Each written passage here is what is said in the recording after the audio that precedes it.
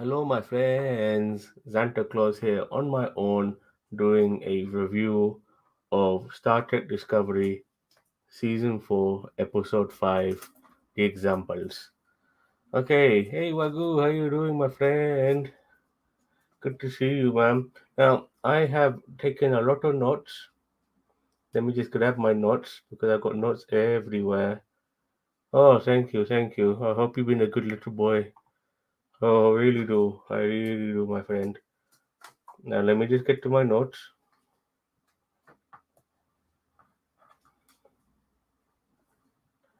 Hey, why is it not working? Wait a minute. Aha, here we go. Okay. So, we were back on the anomaly picture now because, um, the last couple of episodes have been a little bit diplomacy here and there. And it's good to maybe, to a degree, focus on what this entire season's about, which is the anomaly. And more rescue, and there was a rescue scene in this particular episode regarding a colony. Let's just start from the beginning. I've written so much down, so much. So I don't want to miss any part here. So the anomaly reappears and it disappears. And the conclusion from this reappearance disappearance means that this anomaly is not a natural thing. It actually means that this anomaly was created. The conclusion was just like that. Michael Burnham just went logical and went, okay, it means that this thing was just created.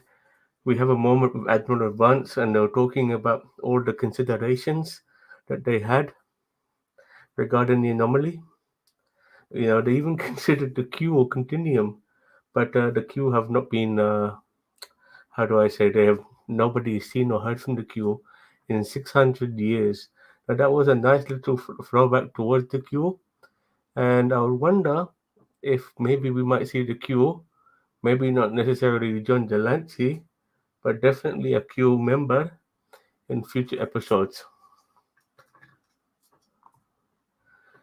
Stamets said it disappeared for 4.2 seconds, but on screen it was 17 seconds. Ah, very good, very good. See, I like that sort of detail. So, I've, God, I've taken so much notes down. Because I knew I was gonna do this on my own because cousin teacher is going to see Spider-Man No Way Home. I've already seen Spider-Man No Way Home. We have a review of Spider-Man No Way Home on our channel by Ginger Greek if anybody wants to see that.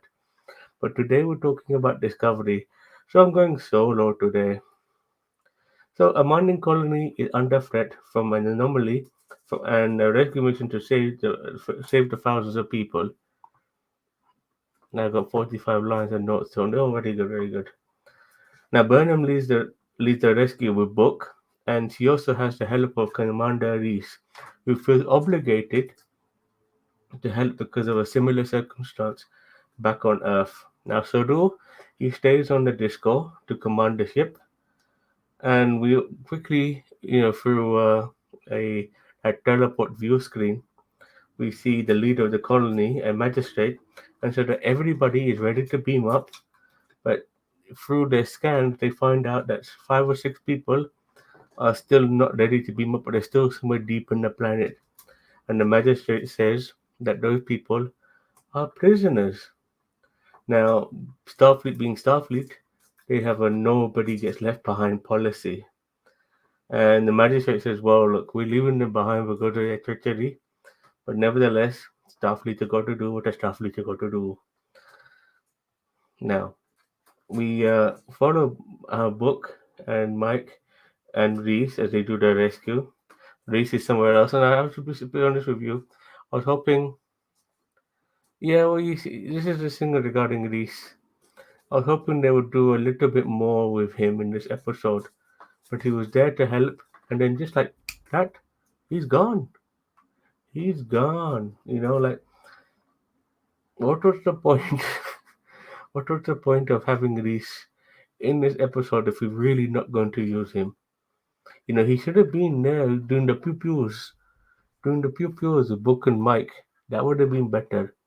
But he basically was given the bigger task of rescuing everybody, was Book and Mike, in my opinion, had the smaller task of rescuing six people.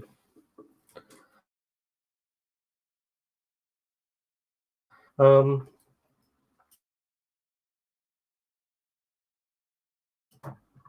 why is it? But is it? Sorry, my bird is really disturbing me right now. Get out of here. But it's a bit like uh, Mr. No response is a surfer background saying we didn't see much of him. No, I remember that, but I thought the circumstance was a little bit different. He came up with a theory, whilst they were on the ship, and he was on the ship with them. Whilst Reese has gone down on an away mission, and we don't see him on this away mission. He's like somewhere else, and I did not necessarily appreciate that. Anyway, we find that this prison is the Emerald Chain, so this colony was under their control. And as Book and Mike try to access the prison, they see a beetle. And Book, being like the Doctor Doolittle of space, he tries to communicate with the beetle, but he cannot. They realize that these beetles are not actually living creatures, but automated machines. And they find out that they're mines, like walking landmines. And the mines get after a little bit of a pew pew moment, the mines get deactivated by Michael, and Mike and Book go to rescue the prisoners. And I find out that prisoners have been sentenced to life for petty crimes. And the prisons are, yeah, robot beetles, yeah. Oh, what else would they be? And the prisoners are released, but they want freedom after being rescued. And Mike tells the prisoners, we found out their petty crimes, by the way. Their petty crimes are so many, like card counting and stealing for food and stuff like that. And you get sentenced to life for it. Anyway, Mike tells the prisoners, "You'll be with the Federation now, and the cases will be evaluated if you leave with them." Now, I'm going to get back to more of this in a second because there's so much to talk about. But I'm going to go on to the subplot. Oh, I agree. I agree. Anyway, a scientist called Tarka has been assigned to help discover the understanding of the anomaly. Stamets and Colbert talk about Tucker coming on board, and Stamets is not happy because prior to his boarding, Tucker has been ignoring Stamets. Stamets has been working a lot with, sorry, I meant Colbert has been working a lot with the surgery and therapy sessions, making him feel that he cannot take a break either. As Tucker, Stamets, and Saru are in engineering, and by the way, prior to that, we meet Takram to board the bridge, and he comes across as very arrogant and not very likable. Like some of the things he says about Salu's feet. I mean, Jesus Christ, it's like I come across people like this who are just such assholes in the very beginning. I mean, they're so up their own ass because of their arrogance and their self worth that they can feel that they can be assholes to anybody. Okay, Tadaka was funny. It made me think of Takadal. Takadal is a curry, by the way, and that was used for a name in Red Dwarf 2, where Lister pretends to be a human with cracking eyeball. Yeah, because Takadal is Lister is like he loves his curry. Remember? You remember all of that? He's curry mad. Takadal. And if anybody knows about curry, it's definitely me, my son. Okay. Um, where was I? Okay, so Taka stomachs and Sudo, they go into engineering and they use mashed potato and a pea. Oh, howdy, Tito. I hope you're enjoying the Spider-Man, Spider-Man, the Takadal of the Vindaloo Empire. Yes, it's so funny that these aliens are named by curry.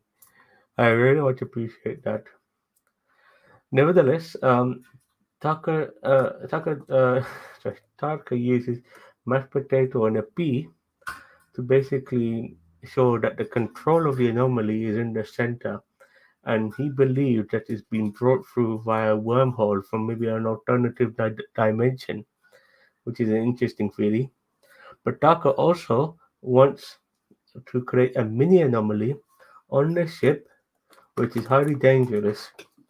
Now, this is where Stamets starts to admire Tucker because initially he was very standoffish towards Tucker, but then he starts to see some of Tucker's wildness and craziness in his ideas, and he's like, you know what? I think I'm starting to like this guy. Now, the experiment needs a lot of power, and unfortunately, it cannot be taken through the transporters because they're using the transporters to rescue the people of the colony. Now, I'm going to get back to that in a second regarding Galileo and all of that. But I'm going to go back to the main story now. 1 second. I thought the mashed potato thing was more for viewers than Stamets. Surely Stamets already got that.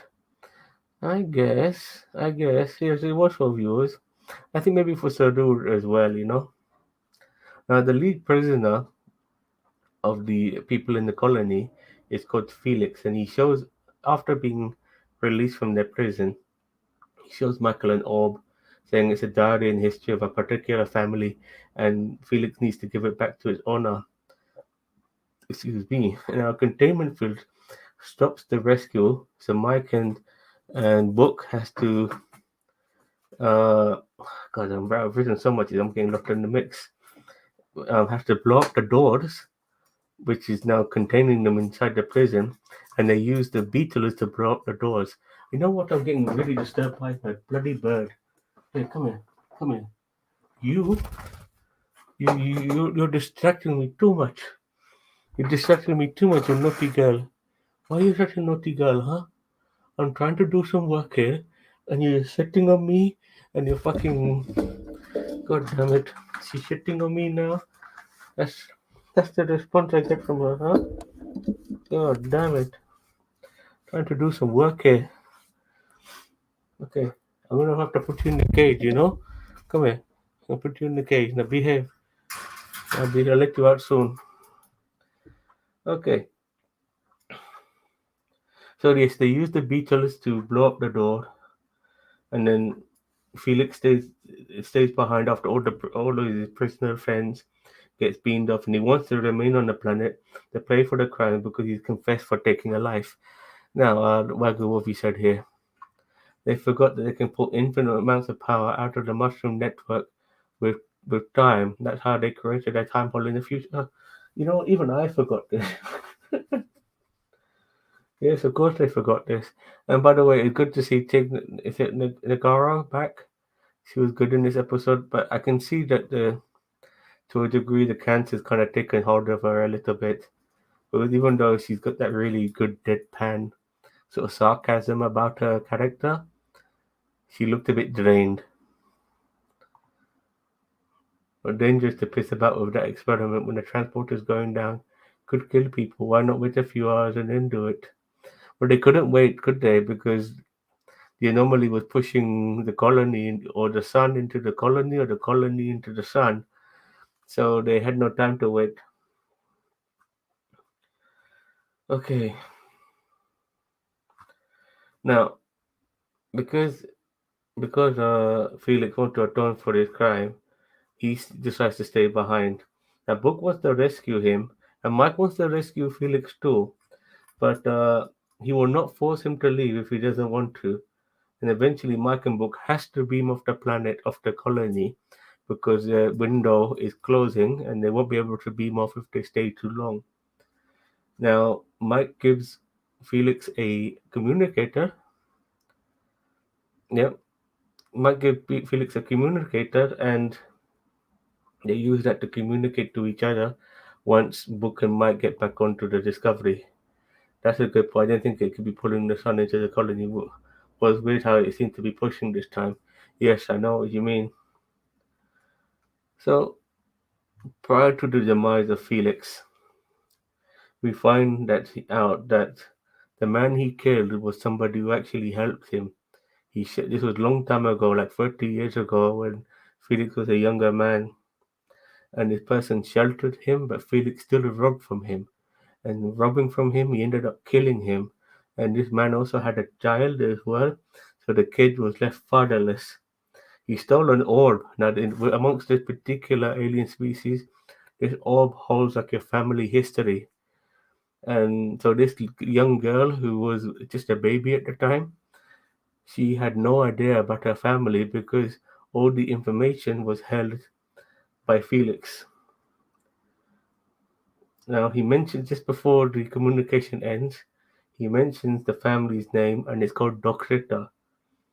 Comms fails and the colony gets pushed into the sun by anomaly, and that's the end of that. Now, I'm going to get back to the storyline in a second, but I'm going to jump back to the subplot now. Hmm. So it's very hard to believe with this fucking beard in my face. Okay, what have you written here? It comes late on my device. A bit odd they keep a family tree in orb rather than a central database. At least for backup, the course it actually has to look like a tree too. Yes, I know it's a bit odd, but it's aliens. And aliens, have different ways of doing things. So anyway, so after a Galileo reference, yeah, I remember Tucker said Galileo or something like that, and then he got corrected by Jet by saying Galileo, or was it Stamets who corrected him? But after a Galileo reference, showing that maybe this guy's not as smart as he thinks he is, and a screaming match between Tucker and Saru, which was hilarious. Saru allows for more power on the experiment, but he will watch over the experiment and cut it off at his command if he thinks it gets a bit too risky. Now, Saru also needs to be back on the bridge, but he's having second thoughts on the experiment because it's extremely dangerous. And eventually, when things get really risky because they're demanding so much power, eventually Saru shuts down the experiment, upsetting Tucker and Stamets, but Saru was not willing to blow up the ship. Now, I'm going to go back to the main story, and the magistrate, who is the real asshole of this, I mean, we thought Tucker was an asshole, but the magistrate was a bigger asshole, and he basically doesn't want to be on the same ship as the prisoners because he's right up his ass. Speaking of aliens, that was hilarious looking alien to con on the bridge of Discovery. Huge head like a mushroom budgie with a normal human body. I actually missed that. I actually missed that. Have this alien been around before? It totally missed my eyesight. I don't know why. Nevertheless, um, the magistrate doesn't want these prisoners on the same ship as him because, as far as he's concerned, they're scum. This is where Michael really puts this fucking asshole in his place. Mike says, "You are a refugee now. Your colony is gone. You don't have a planet. And you better hold your ship down because you're going to be living on somebody else's turf. And you better hope that they're just as nice to you as you're nice to him. Or better, sorry, not nice to them, but you know what I mean. I don't think so. It's even more extreme than Squidhead. Bloody hell. How did I miss this? And I really like the fact this magistrate was put in his place because now, being a refugee and having to maybe live somewhere else, he he now won't be leading shit. He has nothing. He's just another member of society, and he'll be no different to the people he was ruling over, which is fascinating. Now, Mark is going to see this Doxita girl because that was the name given to her by Felix, the name of the person who owns the home, the Doxita family. But this was kind of cool because we got to see more or hear more from Zora, the computer in the in the Discovery. Mike has a brief chat with Zora in the turbo lift. And she finds out that the computer, Zora that is able to read Michael's emotions. And not only that, but the computer feels emotions too. Now, you have to understand there's a difference because feeling emotions and feeling pain, or like feeling this and feeling this, are two different things. The computer might not be able to feel physical pain, but it can feel emotions. And it's really lucky, by the way, they got a nice computer. But it's an evolution in the computer's programming that it does feel emotions, and I wonder where they're gonna take this in the future. Anyway, Mike, yeah, I can put a pic of. Okay, yeah, please do. 1 second, let me make you a. You can add it here. Let me make you a moderator. There you go. Add it here. Add the link here. Zora had emotions, so he's gonna have to start going to counseling sessions with the doc now. Yes, for sure. That was pretty cool. We really got a good dose of Zora in this episode. Anyway, Mike gives the orb to Doxita, and we get to see the family tree, which was very nice. Now I'm going to kind of jump onto the third story arc. This third story arc was the most minimal of the story arcs, and that was to do with Colbert having a therapy session of his own. Now, Colbert was having a therapy session. Let me have a quick look at this pretty picture first.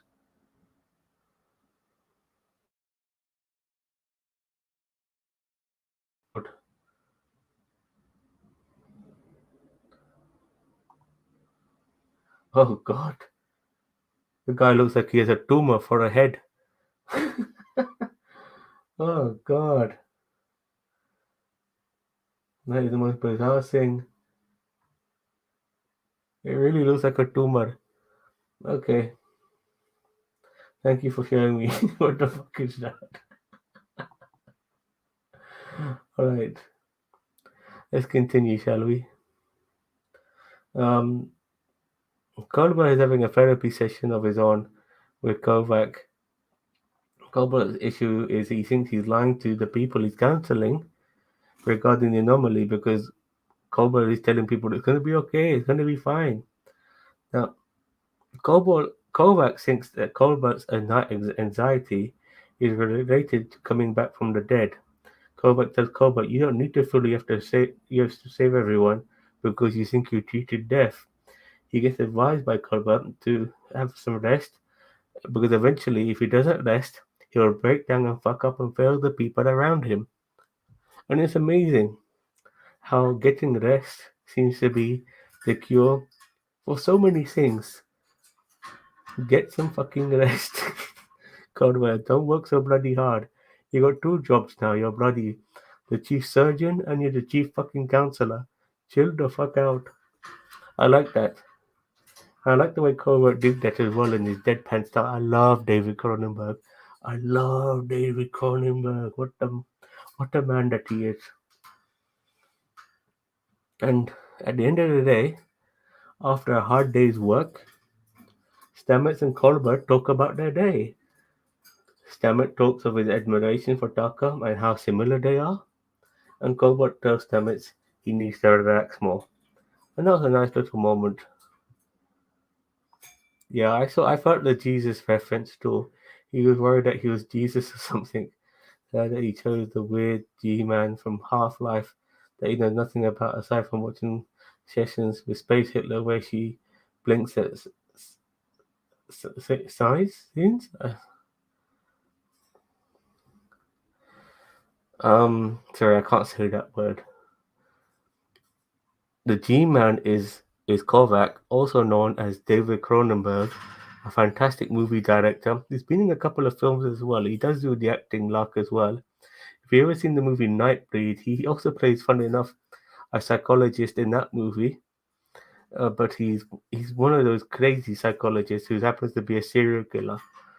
Um, he was also in Jason X. He was in the beginning of Jason X and gets killed by Jason at the beginning of that movie too. Uh,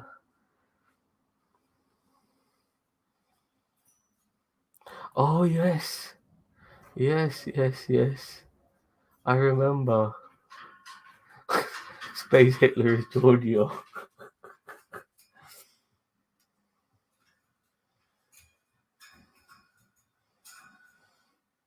No, yeah, that was really good. The blinking. Yeah, he's a great director, but not sure he proofreads the stuff he's made to say in Discord. You know, when you're a great director like him, like how do you direct a director who does acting? Like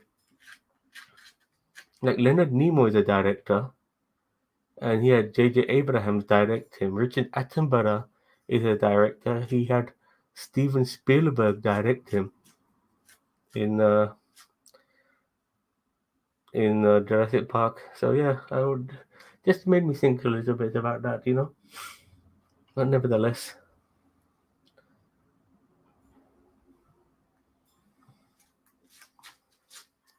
that scene was the thing Colbert watched and convinced him he wanted a meeting to discuss his issues. Yes, because even somebody who's a therapist has issues, you see. So yeah, but yeah, that was good. I like that. I like that, and he's so deadpan. I love it. I love his deadpan style. Very much appreciated. So we're getting down to the nitty gritty now. People are rescued. Stamets and Colbert are sorting their shit out, talking about their day. Tucker has come and gone, but I think he'll be staying because this final this final scene is on 10 forward. I don't know what the name of the bar is on Discovery, but I'm calling it 10 forward. Now Book is drowning his sorrows at 10 forward, and then Tucker comes in and offers him a harder drink, gives him a little flask, and tells him, Book, they did, and tells Book they did an experiment on the anomaly on a tiny scale, and it drained the ship's power. So the anomaly itself, being as big as it is, I mean, it's bigger than planets. It's like probably half the size of a fucking solar system. So the anomaly being its natural size, it made it made Tucker realize that this anomaly must have a power level that even Tucker cannot comprehend. Okay, you ready for something else here? It takes longer to come up on my screen for some reason. There we go. They should have been doing the experiment again instead of drinking it in the bar. But the energy recovers up. Oh, yeah, good point. Good point. But they needed their rest too. Remember that. You need your rest. Now, Taka knows Book is pissed off and then tells Book, you know what? Anger is a great motivator and it can be, I'll be honest with you. And then finally, yeah, he mentioned that the negative scale or so, yeah, something like that. But finally, after telling him it's a great motivator, Taka touches the back of his neck and we see some sort of scar or some sort of port or something along those lines. It was really hard to tell what it was, but Book notices it as well, and that's it. And this scar obviously indicates something. It means something, and it looks like Tucker is here to stay. He's not a one-hit wonder, and we'll be probably getting more Tucker in the future. Till he goes, Tucker comes in. They do this a lot in television. Somebody leaves, somebody comes in. Yeah, I was thinking that too. He was plugged into the Matrix. By the way, I can't wait for Matrix 4 next week. Very excited. On a nostalgic value because I think the Matrix sequel is a shit. But hopefully Matrix 4, nostalgically, will be good. So, that was episode 5, The Examples. A nice episode. We had a rescue mission. We come across a society that bloody fucks you over for next to nothing. We've seen that so many times. Matrix 2 should be good.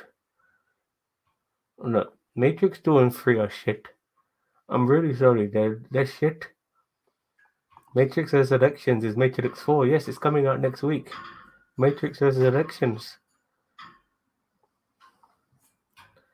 It's coming out next week, man. They also named the US. Yes, I'm so glad you mentioned that. I knew something that he slipped through the net. The USS Janeway. We got that at the very beginning. There is no Matrix 2 and 3. I agree. Because, God, I don't want to go too much on a tangent here. But the Matrix, the first one, to me, is one of the greatest action, just overall films ever made. Like, sometimes it's really hard to do an action movie with a really good story. Like a story that is worthy of being in an action movie that works, that you're engrossed by the story just as much as you're engrossed by the action. Because sometimes the story is secondary. We just want to get to the fucking action scenes. But the Matrix, ugh, that's another level. And not only that, but the Matrix was a revolutionary movie. Revolutionary. You don't make a film like The Matrix and don't change the game the way they did with the 360 shit and stuff like that. I've never seen a film like it. It was groundbreaking. I don't expect Matrix 4 to be groundbreaking. I just want it to be good. But back to Discovery, it was a good episode. I did like it. I give it a 7 out of 10. We had all the Star Trek tropes that you want in a Star Trek show. A society that is a bit overbearing when it comes to their people and jealous them for no reason. A rescue mission too. And we got to find out a bit more about the anomaly. I want to see more of that weird cyberpunk stuff in the Matrix with drugs and being traded on risk and hacking and stuff. By the way, the Matrix is basically a anime in live action form. It really is.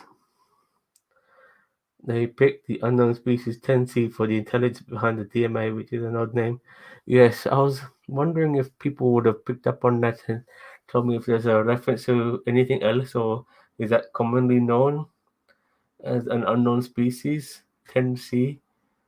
Anyway, I'm glad you picked up on that as well. But yeah, it's just me today, so we're not dragging this longer than it needs to be. But nevertheless, this was the episode. I you got more to say, huh, Bagu? But yeah, this was the episode. I did find it interesting enough. Discovery was the lead ship of the rescue mission. We go anywhere, drive up 3 hours, beat it to Ep5, with Michael still around talking with Book for ages. Yeah, eventually they're gonna get there. They got their lithium now. But that spore drive is a bloody important thing, huh? You give it, that was a good episode of Disco. You give it 5 out of 10. You gave good episode 5 out of 10. Isn't that average? I give it 7 out of 10. It ticked a few boxes. Like I said now, Disco is finally finding its feet as a show. I'm so happy we're not doing any of this prequel stuff. We kind of mixed the prequel with the future, different timeline and all of that. This really is a revolutionary period for Star Trek, and they're mixing sort of episodic style episodes with this overall narrative. They've done it very well so far.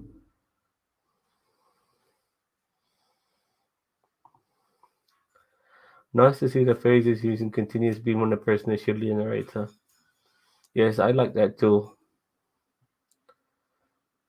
It was the only way they could escape. I'm using edge star scores 5 is averagely good.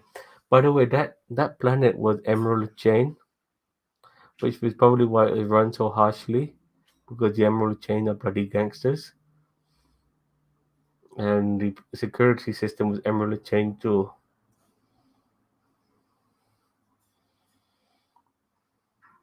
I'm glad that this season hasn't turned into Planet of the Week blowing up.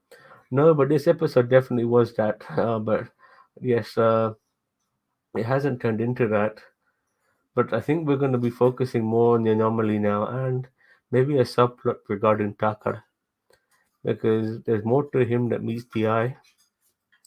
I think we're going to come across a vulnerability regarding Tucker that is going to maybe change the way we see him because that matrix plug at the back of his neck it definitely has there's some significance there. That's for sure. Yes, it's really weird. I mean, how do you end up colonizing asteroids in space? It's like a mining colony as well, isn't it?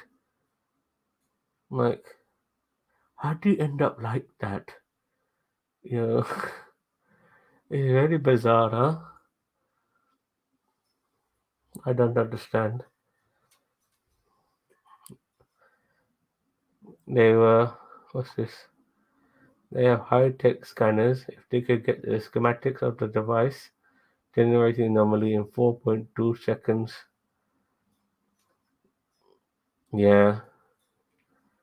Yeah. They have all types of future tech from that particular period. Maybe the CGI team just did their own thing. Yeah. Like I said, it's really confusing, to end up on a bloody asteroid, maybe you have to. I mean, then again, we are talking Emerald Chain, so it's confusing. It's very confusing. But nevertheless, I think uh, I think we kind of covered the basis of this particular episode. I did like it. I'm looking forward to the next episode, see where this story is going to be going. There's a lot to go on. Now, tomorrow we're going to be talking wrestling again. Now, we're going to do a show regarding mid carders last week, but with the Jeff Hardy revelation of him being a junkie and him being fired for being a junkie, we kind of start talking about drugs and wrestlers. You think the best episode? It was a good episode. So we're gonna go back to the mid carders next tomorrow, talking about rich wrestlers who never really achieved the heights of what they should have achieved, but only remained as mid carders. Never got that brass ring, so to speak.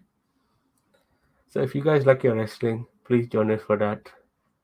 On Sunday, American time Sunday, we'll be talking about Spider-Man No Way Home. I've seen it now, and a lot of the NerdTube gang would have probably seen it. This is, in my opinion, the best Marvel movie since Avengers Endgame. It is very good. It is very good. Surprisingly well put together. I'm not giving a single thing away in this. I don't want to mention a single thing, but it's very good. They pulled off pretty much a miracle with this movie. And it'll be interesting to see where it goes from here. Is it better than Howard the Duck? Well, what is better than Howard the Duck, huh? Not much, in my opinion. I do recommend it, Wagyu. I do recommend it. It is a phenomenal feat of goodness that they pulled off something like this. I'm shocked. I'm shocked that they were able to pull it off. Uh, it is very good. It's very very good. So, okay, the only thing I can keep saying about it is I gave it 10 out of 10. I gave it 10 out of 10 KKKs, 10 out of 10 Ku Klux Klan members. It was very good. It was very good. Um, I do recommend people watching it. Well, that's Sony's fault to a degree. After Spider-Man 3 with Tobey Maguire, it was a good way to end the trilogy. Spider-Man 2 could have had Amazing Spider-Man with Andrew Garfield. Could have, should have had a third movie, but that never materialized. And they kind of rebooted. That was like a reboot. That was like a reboot, in my opinion, and they never really changed much. Spider-Man was a bit more wisecracky. I didn't like Venom One. I like Venom Two better, but not many people like Venom Two. But yes, this Spider-Man under the MCU is the way it has to be. Spider-Man is much better part of this larger contingent, and I very much appreciated it. I really did. It was great. Bago, you must watch it. And on Sunday we'll be talking about it on our Quips and Whips show. I like to call Quips and Whips clips and tits, and Cheetah doesn't like me calling it that. But whatever. I don't tend to join that show much because it's usually at a time when I'm in bed. But I'll be joining it this week for sure because I've seen the film now and I can't wait to talk about it. So when we do talk about it, it will be spoilers, full spoilers. So make sure that you've seen it.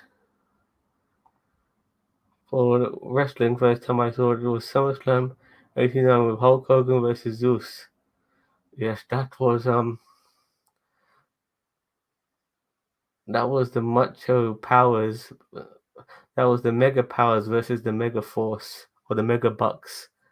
That was Hulk Hogan and Macho Man versus um, uh, Million Dollar Man and Zeus. The guy was a fucking actor. He wasn't even a wrestler. He had size, but he was not a wrestler. The fucking actor. But yeah. So don't join us for that. I don't know what else we have in between now and then. But Nerdtube is a place to be. By the way, there's a movie reaction to a new movie with Michelle Yeoh. Let me remind myself what it's called.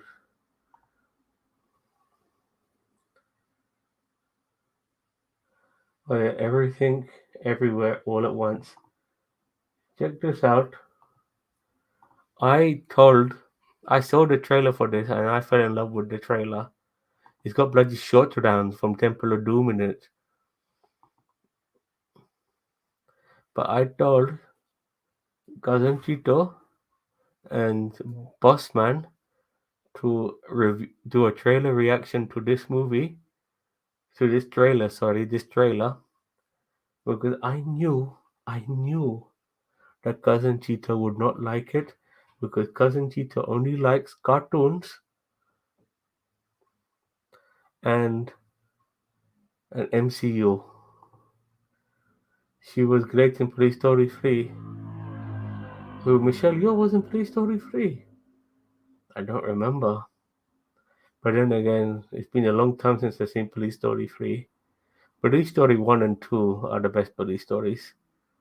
I rarely remember Police Story 3.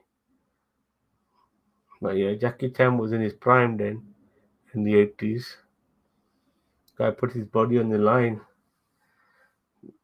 for action movies. I did like Jackie Chan in The Foreigner. It was nice to see, Jackie Chan. I want to see Jackie Chan in a movie where he's just acting and he doesn't have to kill himself. I want to see Jackie Chan in a movie where he's just doing acting and nothing more. No fighting, not one punch being thrown, just acting. Because Jackie Chan deserves to do stuff like that. He's so known for being an action movie star that he's almost forgot that he can act. He's actually a very good actor. And I think he needs to start doing some of that. Yeah, that's the staple, isn't it? Showing all the fucked up stunts. When he made was it Operation Condor or Armor of God? I forget which one it was. I think it was Armor of God, which is his version of an Indiana Jones movie. And Operation Condor is the same. That was a sequel to Armor of God. But yeah, he cracked his skull open in that movie. And I've seen him in interviews. He gets people to touch his head so they can feel the hole in his head. He's got a fucking hole in his head. He's crazy, man. He's beyond crazy. But I think it's about time now. Now he's in his 60s.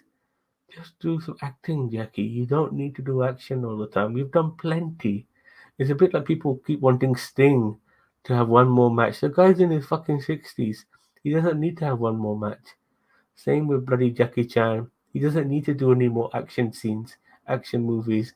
He's done plenty. He's got fucking 40 years under his belt.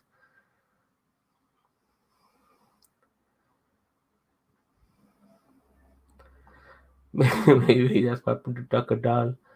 His name is Tucker Dahl now. It's not just Tucker, it's just Tucker Dahl. He fell 50 feet on the floor and broke his neck, and that's why he's got a scar on the back of his neck. It does look like a plug port, though, doesn't it? It's like a circular scar. We'll see how that pans out. We've got many episodes left. Let me remind myself how many episodes we got of this show. Season 3 had. Congratulations. Oh, don't congratulate me too soon. Season 3 had 13 episodes. Season 2 had 14 episodes.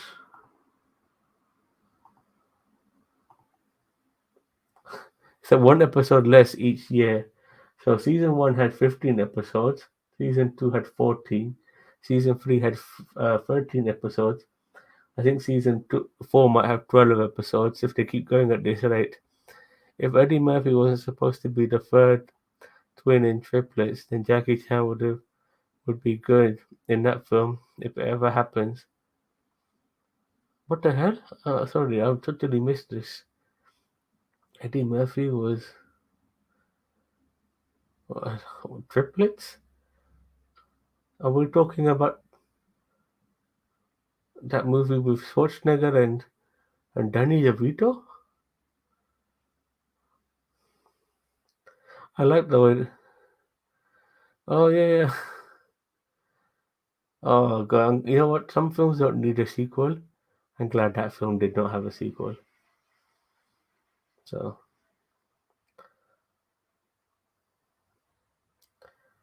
okay, I think we're done here, boys. So don't have a quick Wagyu, have a quick look at that trailer reaction from Cheeto and Bossman. I'm sure you'll find that really interesting. I think the trailer looks fantastic. I think the circumstance. Oh, it's got one in IMDb. I'll have a look. I think the trailer, by the way, looks fantastic, and it's very fascinating premises. You know, it's got a really good cast. It's got Michelle Yeoh. It's got Jamie Lee Curtis. It's got the guy who plays Data from Goonies and Short Round from Indiana Jones and the Temple of Doom. I haven't seen this kid who played Short Round. I haven't seen him in anything else in years. All of a sudden, he's in this movie. He's got James Hong from Big Trouble in Little China and Blade Runner. So it's got a decent cast in it, and it's very, very bizarre. But nevertheless, have a look at that. Don't forget to join us for our wrestling review tomorrow and our Spider-Man review on Sunday. Lots to talk about, and maybe there'll be something on Saturday. Who knows? Yeah, what the hell happened to him? Like, you know, Temple of Doom was 27 years ago, almost 28 years ago. That's a long time. That's a long time. What's he been doing all this time? I'm sure he's not making royalty checks from fucking Temple of Doom. What the hell has he been doing with his life? Nevertheless, it's good to see him back in something. So, um, don't forget to whoever's left watching me, don't forget to like, share, subscribe to NerdTube, the greatest YouTube channel you never heard of. Have a look at my lovely shirt. I just got this today. Isn't that lovely? These are all the lanterns. Oh, let me get rid of this. All the lanterns, huh? Have a good look at that shirt.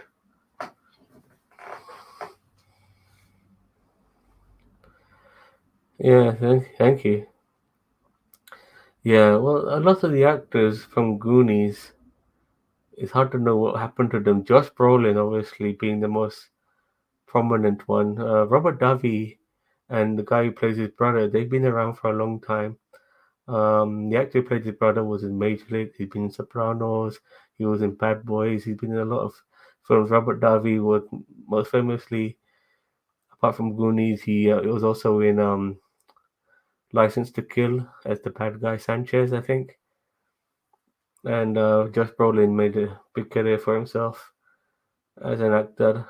And Sean Austin, he's been in 24, and he was in obviously The Lord of the Rings. One of the few American male actors who can do a very good English accent. His West Country accent, superb. Chef's kiss, superb. Liked it very much. Okay, I think I've yabbered on long enough. 50 minutes is enough. I want to get this fucking beard off my face. So don't forget to like, share, subscribe to the YouTube, and join us for our future upcoming videos and look at some of the stuff we've already posted in the past.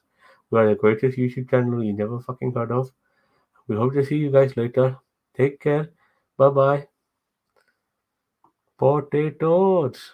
Take care, Wagyu. Thanks for joining us. Hopefully, we'll see you on another broadcast outside of Discovery. Anyway, take care. Bye bye. Bye bye.